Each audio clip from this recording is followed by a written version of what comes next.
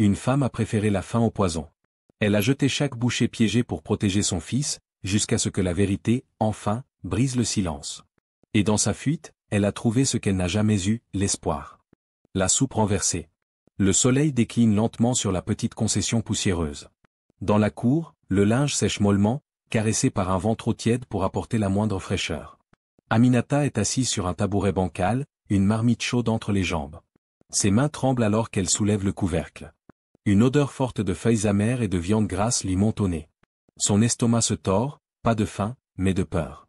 Elle tourne la tête vers la petite chambre où dort son bébé, Mamadou, à peine 6 mois. Un soupir, comme une prière silencieuse, lui échappe. Elle prend une louche, touille la soupe, vérifie discrètement, rien de visible. Et pourtant, son instinct hurle.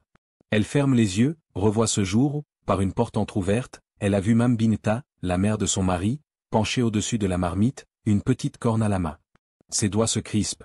Elle relève la marmite avec effort, se lève, regarde autour d'elle. Personne, enfin presque. La vieille voisine, Hadja, l'aperçoit depuis sa véranda, mais ne dit rien. Aminata avance, pas après pas, jusqu'au caniveau derrière la clôture de bambou. Elle jette un dernier regard à la maison. Puis, sans un bruit, elle verse tout. La soupe chaude fume sur la terre craquelée. Un chien errant s'approche, flaire la flaque, recule aussitôt, grognant. Aminata dépose la marmite vide sous un manguier. Elle s'assoit sur la brique, la tête entre les mains. Une larme coule sur sa joue poussiéreuse. Elle murmure pour elle-même. « Seigneur, protège mon fils. » De l'autre côté de la cour, une silhouette se détache, Mame Binta. Drap blanc soigneusement posé sur ses épaules, bras croisés, elle fixe sa bru de ses yeux noirs, sans un mot. Un rictus se forme au coin de ses lèvres. Un poulet picore près du caniveau. Des voix d'enfants résonnent au loin. Mais dans cette cour, un silence de mort étouffe tout. Aminata se relève lentement, essuie ses larmes d'un revers de pagne. Elle rentre, prend son bébé dans ses bras, et caresse son front moite. Elle murmure à l'enfant endormi. « On va tenir, hein? On va tenir ?» Au-dessus d'elle, dans l'ombre de la porte, Mame Binta continue de regarder. Un sourire froid, presque imperceptible, passe sur son visage ridé. Les reproches du mari. La nuit est tombée sur la maison. Dans la cour, un vieux néon grésille, jetant une lumière blafarde sur les murs en banco. On entend les grillons, quelques voix d'enfants qui jouent encore dans la ruelle, et au loin le chant d'un muezzin retardataire. Aminata est assise sur un tapis élimé, son bébé Mamadou dans les bras. Elle lui fredonne une berceuse qu'elle ne termine jamais, car son cœur est trop lourd pour trouver les mots. Le petit, épuisé, dort, ses petites mains crispées sur le foulard de sa mère. Au même instant, un bruit de pas lourd approche. Samba, son mari, pousse la porte grinçante. Il entre, pose son sac de toile sur une chaise. Son visage est fermé, tiré par la fatigue. Ses chemises poussiéreuses collent à sa peau. Il inspire l'air de la pièce, cherche quelque chose du regard. Samba, fronce les sourcils, il n'y a rien à manger? Aminata se crispe. Elle garde les yeux rivés sur son enfant, espérant qu'il ne se réveille pas. Aminata, voix basse, je n'avais pas faim.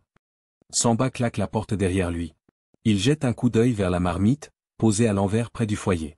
Il s'approche, soulève le couvercle. Rien. Pas même une goutte de sauce. Samba, plus fort, tu te moques de moi? Ma mère a préparé une grande marmite. Où est passée la soupe? Aminata serre Mamadou contre sa poitrine. Elle sent son cœur battre si fort qu'elle a l'impression qu'il va éclater. Elle cherche ses mots, mais sa gorge est sèche. Aminata, à peine un souffle, je l'ai renversé. Samba écarquille les yeux. Un rictus de colère déforme ses traits. À ce moment-là, Mame Binta apparaît, comme par magie, derrière la porte entr'ouverte. Son visage se ferme dans une moue outrée. Mame Binta, plaintive, tu vois, mon fils? Je passe mes journées à cuire pour elle, pour ton enfant, et elle jette tout comme un chien gâté. Samba se tourne vers sa mère, puis vers sa femme. Il ne comprend pas. Ou ne veut pas comprendre. Samba, à sa mère, ne t'inquiète pas, maman. Je vais lui faire entendre raison. Il s'approche d'Aminata. Elle sent son souffle chaud, chargé d'épices et de rancune. Samba, à Aminata, explique-moi, Aminata. Pourquoi tu fais ça? Hein? Tu me prends pour un imbécile? Ou c'est ma mère que tu méprises? Aminata baisse les yeux. Ses larmes roulent silencieusement sur la joue de Mamadou. Aminata, voix brisée, je n'avais pas faim. Samba frappe du poing sur la petite table basse. La cuillère en bois tombe au sol. Mame Binta soupire d'un air faussement résigné.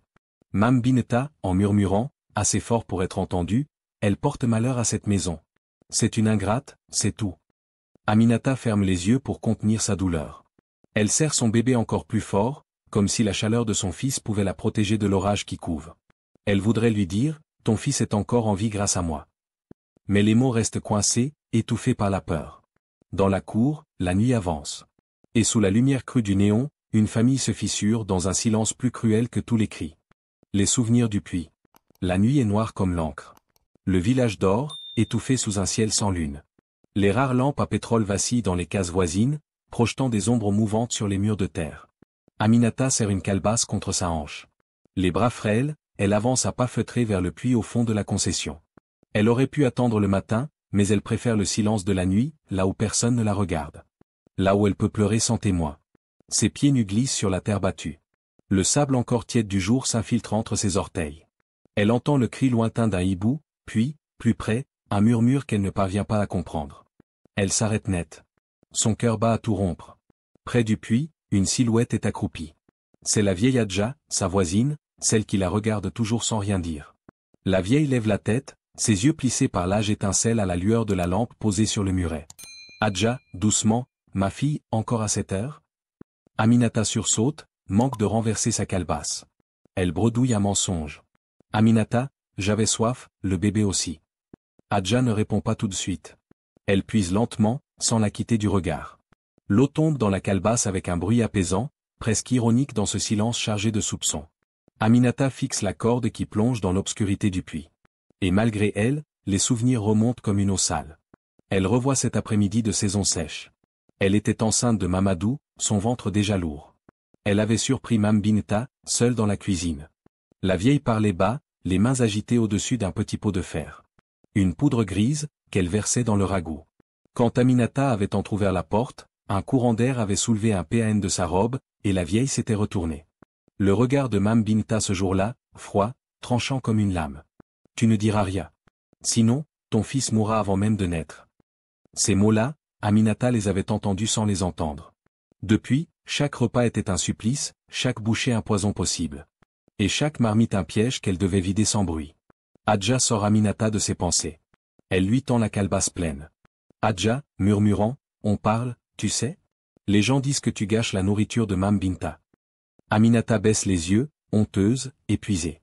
Aminata, je fais ce que je peux. Hadja la fixe, son regard dur mais compatissant.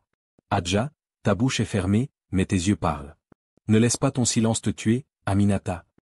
Un hoquet de sanglots s'échappe de la gorge d'Aminata. Elle s'accroupit près du puits, laisse tomber sa tête contre le rebord de pierre. Ses larmes se mêlent à la poussière. Aminata, à mi-voix, je ne veux pas mourir, je ne veux pas que mon fils meure. Le vent du désert souffle soudain, soulève la poussière, emporte ses sanglots vers les cases endormies. Et dans ce village figé dans ses secrets, seule la lune, cachée derrière un nuage, c'est vraiment ce que contient la marmite de Mame Binta. Le bébé malade. Le jour se lève sur la concession. Un ciel gris sans éclat couvre les cases de ces nuages lourds. Dans la chambre exiguë, Aminata est assise sur un matelas posé à même le sol. Autour d'elle, quelques habits suspendus à un fil tendu, un petit seau en plastique, une natte roulée dans un coin, la maigre vie d'une jeune mère prisonnière. Mamadou, son fils, gémit faiblement. Son front brûle sous les doigts tremblants d'Aminata.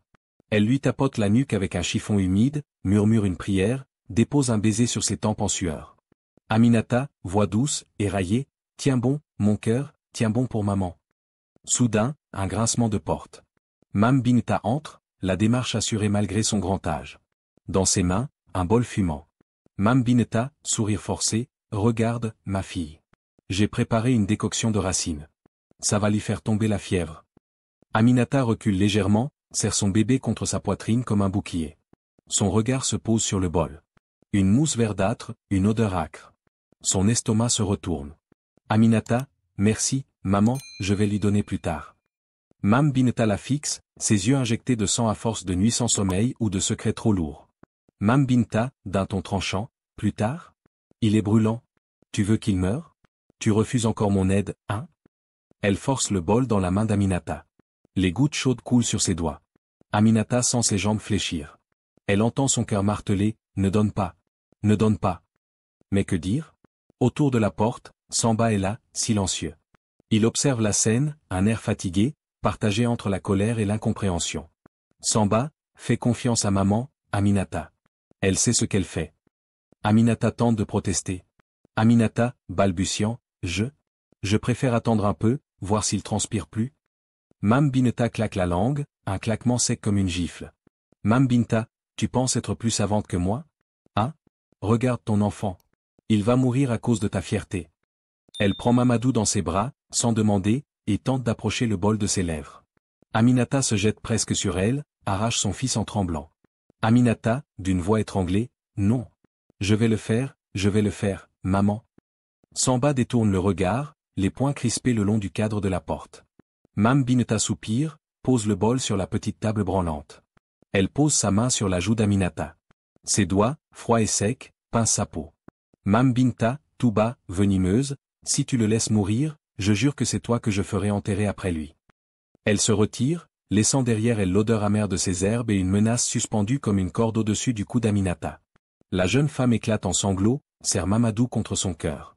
D'une main tremblante, elle prend le bol, s'approche de la fenêtre entr'ouverte. 1, 2, 3 gouttes tombent sur le sol, puis le reste. Elle regarde le liquide disparaître dans la poussière, emportant peut-être la vie ou la mort.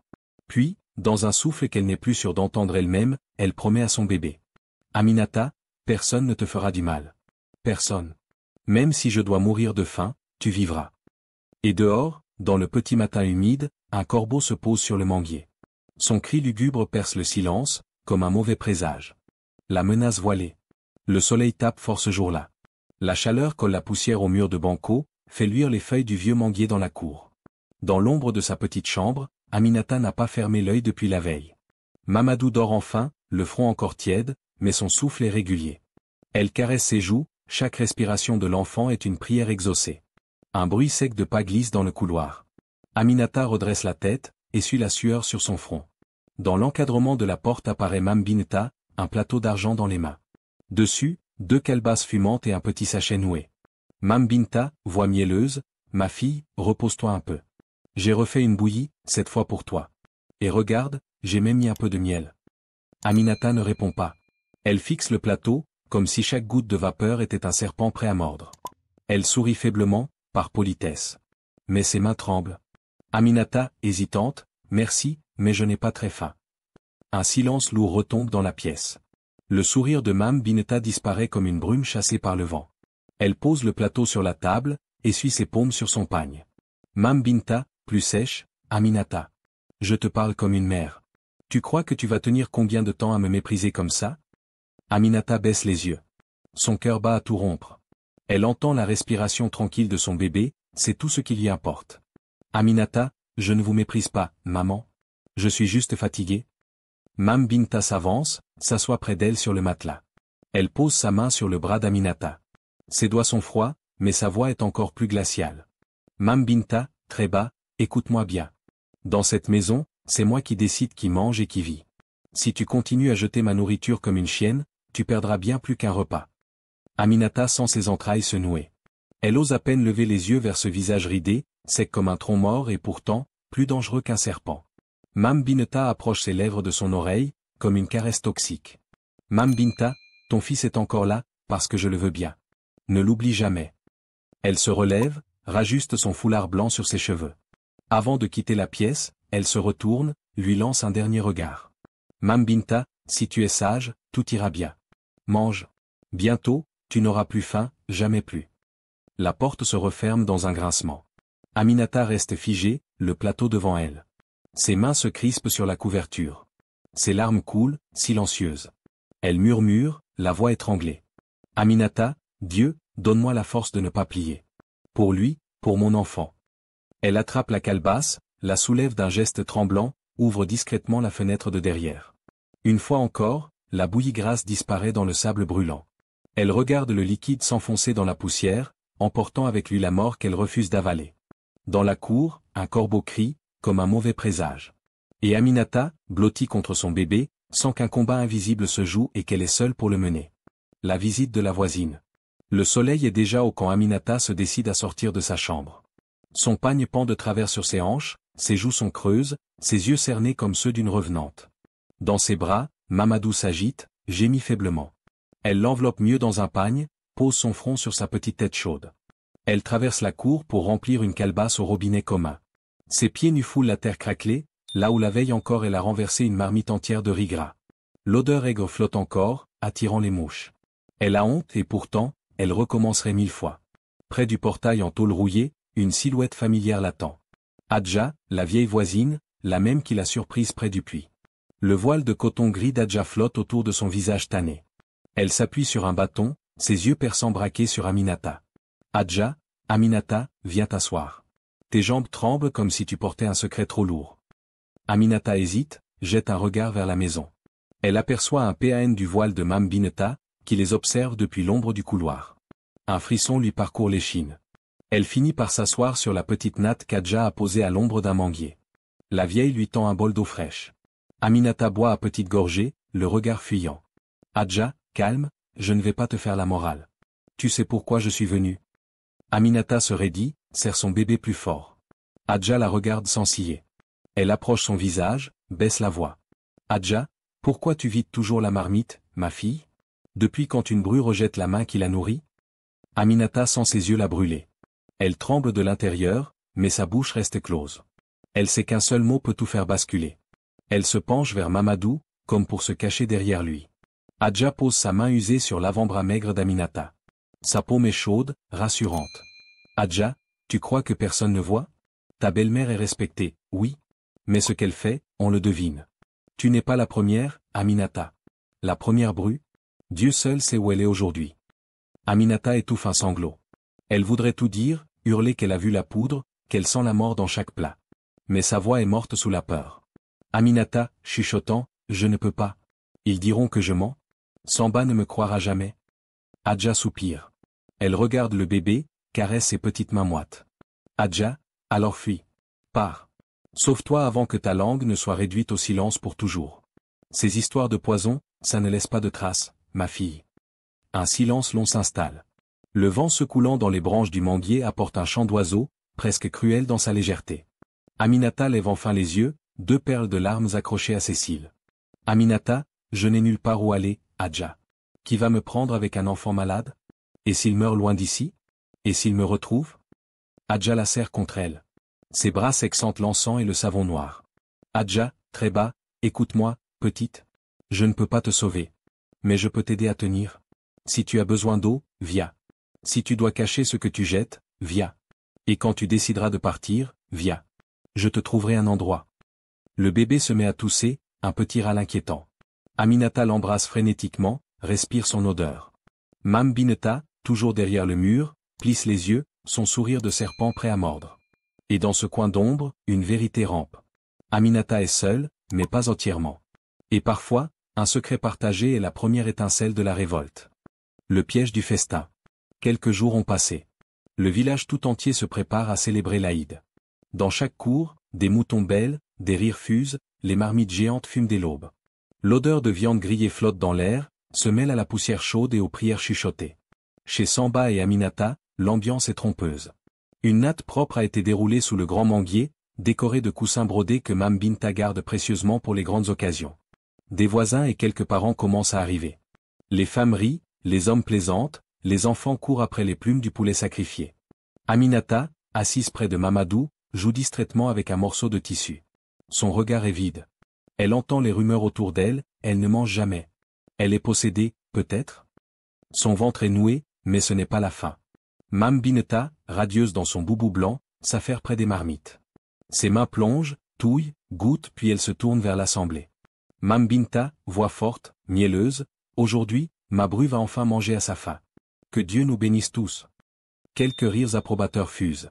Samba, assis en tailleur, regarde sa femme d'un air grave, presque soupçonneux. Il veut la surveiller. Lui aussi a entendu les murmures.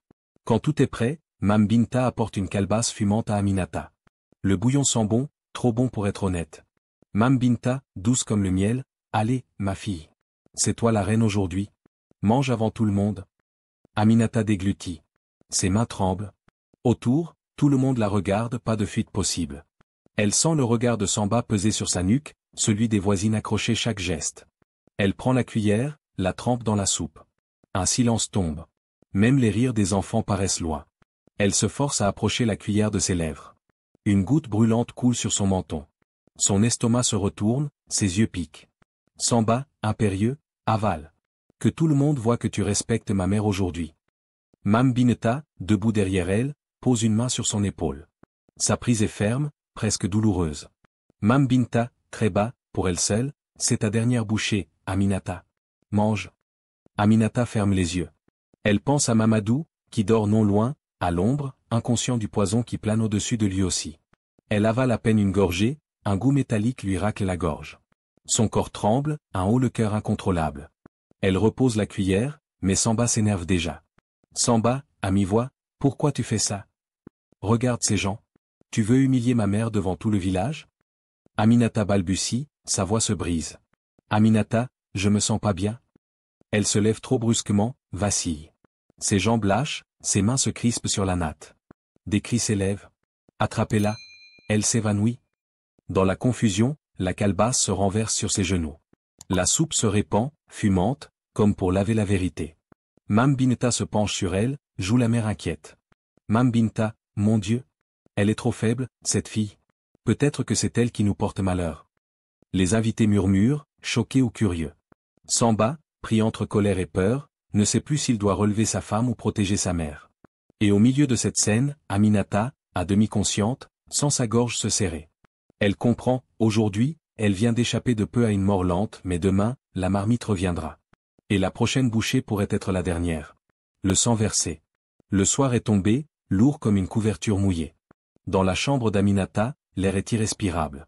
Elle est allongée sur le matelas, Mamadou blotti contre elle, encore endormie malgré les sanglots de sa mère. Sa gorge est râpeuse. Elle sent encore le goût amer de la soupe forcée sur sa langue. Dehors, dans la cour, la fête s'est dissoute dans un silence gêné. Les invités sont partis à pas feutrés, fuyant la honte comme une épidémie. Samba tourne en rond, les bras croisés. Il marmonne, son regard brûle de colère et d'incompréhension. Assise sur la natte, Mame Binta se frotte les yeux, jouant la pauvre vieille offensée. Mame Binta, elle me salit, Samba. Elle me salit devant tout le monde, comme une sorcière. Samba frappe dans un seau vide, le bruit sec résonne contre les murs. Samba, je n'en peux plus. Elle veut m'humilier, toi, ma mère, tout le monde. Si elle ne veut pas de ta nourriture, qu'elle crève de faim. Soudain, une voix s'élève, claire et tranchante, fendant la nuit comme un couteau. C'est Hadja, la vieille voisine, arrivée sans prévenir. Elle avance d'un pas ferme, un petit sac de raffia à la main. Hadja, ferme ta bouche, Samba. Ouvre plutôt tes yeux. Samba se fige, surpris par l'audace. Mame Binta se redresse, le regard noir. Mame Binta, Hadja. Tu n'as rien à faire ici. Retourne surveiller tes poules. Mais Hadja ne bouge pas. Elle s'agenouille près du foyer où traîne encore la marmite du festin. Elle y plonge la main, fouille sous les restes de bouillon refroidi. De sa poche, elle sort une petite cuillère en fer blanc. Elle racle le fond, soulève une poignée d'herbes noircies et une poudre grise collée sur la paroi. L'odeur est forte, piquante, étrangère à la viande de mouton. Hadja, Samba, regarde ça. Va chercher ton oncle, le marabout. Qu'il dise à tout le monde ce que c'est. Samba hésite. Mame Binta bondit presque, sa voix se brise dans un cri. Mame Binta, sorcière. Vieille vipère. C'est toi qui as mis ça. Tu veux me faire passer pour une empoisonneuse. Elle se jette sur Hadja, la gifle, arrache la poignée d'herbe de ses mains. Dans la bagarre, le bras d'Hadja heurte la marmite renversée. Un bruit sec, métallique, résonne. Aminata, entendant le vacarme, sort de sa chambre en titubant. Elle serre Mamadou dans ses bras. Ses yeux se posent sur la scène, sa belle-mère, folle de rage, frappant Hadja, hurlant comme une bête acculée. Samba, pris de panique, essaie de séparer les deux femmes. Dans la mêlée, Hadja hurle, le sang coule d'une coupure à sa main. Hadja, d'une voix rauque, regarde-la bien, Samba. Regarde ton démon de mère. Combien de marmites comme ça avant Aminata? Combien de bouches fermées à jamais? Un silence brutal tombe. Mame Binta, décoiffée, haletante, fixe son fils. Pour la première fois, ses yeux ne mentent plus. Il suinte la peur et la haine mêlée. Samba, le regard vidé, comprend qu'il a dormi trop longtemps dans l'ombre du poison. Son poing se serre. Il titube en arrière. Aminata, elle, reste droite. Elle avance, son bébé dans un bras, la main ensanglantée d'Hadja dans l'autre. Aminata, très bas, je ne voulais pas de ta nourriture. Parce que je voulais vivre. Maintenant, tout le monde sait. La cour est baignée d'un silence glacé. Le sang goutte de la main d'Hadja sur la poussière. Mame Binta, elle, reste immobile, figée comme une statue de sel. Et dans la nuit sans lune, pour la première fois, Aminata se tient debout sans trembler. La vérité. Le lendemain, le soleil perce à peine le voile de nuages lourds qui planent sur la concession. Dans la cour, la tension est si épaisse qu'on la sent coller à la peau. Plus personne ne parle à haute voix. Même les poules se tiennent à l'écart, picorant en silence, comme si elles savaient. Aminata est assise sous le manguier, Mamadou endormi sur ses genoux. Ses yeux sont rougis par les larmes, mais son dos reste droit. Adja, la main bandée, est à ses côtés, comme un vieux rocher brisé par la mer, mais toujours là. Samba, blême, fait les 100 pas devant la porte. Il a envoyé chercher son oncle, un vieux marabout respecté dans le village, pour clore la bouche aux rumeurs, ou pour les déterrer jusqu'à l'os. Quand le marabout arrive, tout le quartier accourt. Des femmes chuchotent. On va voir si elle dit vrai. Des enfants se hissent sur la clôture. Mame Bineta, elle, est assise près du foyer, ses mains tremblantes dissimulées sous son voile blanc, le regard dans le vide. Le vieil homme s'agenouille devant la marmite que Samba a gardée couverte toute la nuit, comme une preuve sous scellée. Il soulève le couvercle lentement. Une odeur rance emplit l'air. Il prend un peu du résidu noirâtre au fond, le frotte entre ses doigts, le hume, le goûte du bout de la langue. Tout le monde retient son souffle. Puis, sa voix, grave, sans appel. Le marabout, c'est un poison lent. Des herbes de la brousse que seuls ceux qui veulent ronger l'estomac sans trace utilisent. Celui qui mange ça chaque jour meurt petit à petit. Un frisson traverse la foule. Un vieillard crache par terre. Une femme murmure une prière. Samba recule, ses jambes tremblent. Mame Bineta, toujours assise, ferme les yeux, comme si elle ne l'entendait plus. Son fils s'avance vers elle, sa voix se brise. Samba, d'une voix tremblante, « Pourquoi, maman? Pourquoi Aminata? Pourquoi mon enfant? Qu'est-ce que je t'ai fait ?» Mame Bineta ouvre lentement les yeux. Son regard est vide, mais un sourire cruel se dessine sur ses lèvres gercées. Mame Binta, elle m'a pris mon fils. Elle m'a volé ton cœur. Elle devait disparaître. Toi tu serais revenu vers moi. Des sanglots étranglés secouent Samba. Il tombe à genoux, ses mains dans la poussière. Aminata serre Mamadou contre elle. Ses larmes coulent, mais un étrange soulagement se mêle à sa douleur. Les mots ont été dits. La vérité, enfin, ne pourrira plus en silence. Le marabout s'essuie les doigts, regarde Samba. Le marabout, cette maison doit être purifiée. Ce mal-là ne se soigne pas seulement avec des herbes. Il faut la quitter. Laissez-la seule avec ses démons. Un murmure parcourt les voisins. Elle a mangé la tête de son propre fils. Une mère qui veut tuer son sang. C'est un serpent sous la peau humaine. Mame Binta reste là, figée. Autour d'elle, le monde s'éloigne. Personne ne la touche, personne ne la regarde plus vraiment comme si elle était déjà morte, étouffée par sa propre haine. Aminata ferme les yeux. Elle sent la main d'Adja se poser sur son épaule. Elle respire enfin. Dans son ventre vide, il n'y a plus de poison. Et dans ses bras, son fils respire encore. La fuite et l'espoir. Le lendemain, l'aube naît sous un ciel de brume rose. Dans la petite chambre qu'elle n'a jamais vraiment appelée, chez elle, Aminata plie quelques linges. Ses mains vont vite, fébriles, mais son regard reste fixé sur Mamadou, couché sur la natte, éveillé, ses petits yeux posés sur sa mère comme s'il savait déjà. Une vieille valise en fer blanc, cabossée sur les coins, attend au pied du lit. Elle y glisse 2 pagnes, une chemise d'homme trop grande, un sachet de riz cru. Pas grand-chose. Elle n'a jamais eu grand-chose. Sur le seuil, Samba, le visage défait, se tient debout. Les cernes sous ses yeux disent qu'il n'a pas dormi. Il ne sait plus comment la regarder lui qui, hier encore, la giflait pour une marmite qu'elle jetait. Samba, d'une voix rauque, « Tu vas partir, vraiment? Où tu iras ?» Aminata ne le regarde pas. Elle attache le petit sac de riz dans un coin du baluchon, ferme la valise d'un clic métallique. Aminata, calme, loin d'ici. Là où je peux respirer. Samba avance d'un pas, les bras tendus comme pour la retenir. Mais Aminata recule. Elle a encore trop de blessures pour pardonner tout de suite. Elle n'a plus de larmes pour consoler la honte des autres. Dans la cour, Adja l'attend déjà, son bâton à la main, un foulard blanc sur la tête. Elle a convaincu une cousine au village voisin de l'accueillir pour quelques jours. Ensuite, Dieu ouvrira d'autres chemins. Aminata soulève Mamadou, le cale sur sa hanche. Le bébé gémit, puis se rendort contre son cou. Avant de sortir, elle jette un dernier regard à la maison. Les murs de Banco, le vieux manguier, la natte sous laquelle elle a versé ses peurs, tout ça, elle le laisse derrière.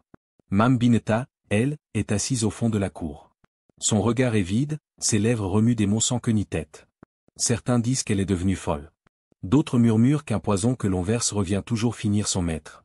Aminata croise son regard un instant. Elle ne sent plus ni haine, ni peur. Rien qu'un vide. Et dans ce vide, la vie peut repousser. Elle pousse le portail rouillé. Ses pieds nus foulent la terre rouge. La poussière s'envole sous ses pas, colle à ses chevilles. Derrière elle, Samba murmure. Samba, d'une voix brisée, pardonne-moi. Un jour. Aminata ne se retourne pas. Elle avance, serrant Mamadou contre elle. Dans sa poitrine, la faim est là mais c'est une faim qui ne la tuera pas. Et devant elle, l'horizon s'ouvre, vaste comme un champ. On raconte qu'Aminata est partie loin, qu'elle a trouvé un travail modeste et un toit sous lequel son fils n'a plus jamais connu la faim. On dit que Mamadou, devenu homme, soigne les autres sans jamais refermer les portes parce qu'il a vu sa mère jeter chaque marmite empoisonnée pour sauver deux vies, la sienne et la sienne. Et dans le village, quand on parle de Mam Binta, on baisse la voix. Le poison a fini par ronger son cœur, mais la vérité, elle, a lavé Aminata pour toujours.